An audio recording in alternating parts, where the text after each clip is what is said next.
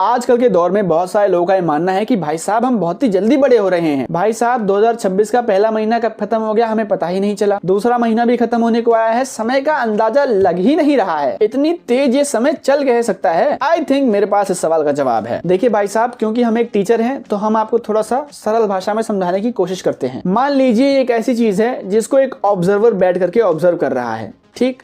ये है ऑब्जर्वर, ये है वो चीज जिसको वो ऑब्जर्व कर रहा है, ठीक है। अब होता क्या है कि एक समय ऐसा था जब ये ऑब्जर्वर जो है ये सोचता था कि इसकी मदद से मैं क्या क्या कर सकता हूं।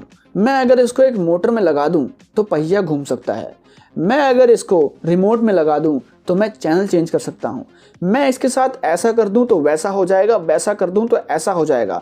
और ऐसा करते करते वो बहुत देर तक इसके बारे में सोचता था। क्यों सोचता था? क्योंकि उसके पास समय था।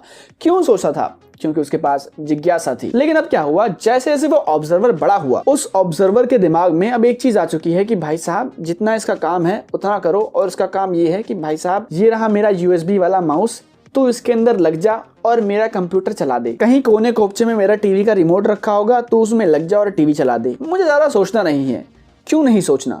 क्योंकि मेरे पास समय ही नहीं है। तो पहले जब वो ऑब्जर्वर इस चीज के बारे में बहुत ज्यादा देर तक सोच रहा था, उसकी थिंकिंग थोड़ी सी स्लो थी, समय भी उसके लिए स्लो चल रहा था। लेकिन अब जब उस ऑब्जर्वर के पास इतना समय नहीं है कि वो थोड़ा सा स्लो सोच पाए, तब वो इस चीज के बारे में सिर्फ उतना ही सोच रहा है, इतना रिक्वायर्ड है। और जब आप बहुत ज्यादा फास्ट सोचना शुरू कर देते हैं तो समय भी बहुत ज्यादा फास्ट लगने लगता है। तो अगर मैं आपको और थोड़ी सी सरल भाषा में बताऊं तो आप जो चीज लैक कर रहे हैं दैट इज बोरियत। यदि आप बस थोड़ा सा बोर होने लग जाएं तो आपको समझ आएगा कि हाँ भाई साहब दिन अभी भी 24 घंटे का ही है और बहुत लंबा दिन होता है, 10 मिनट भी बहुत लंबे होते हैं।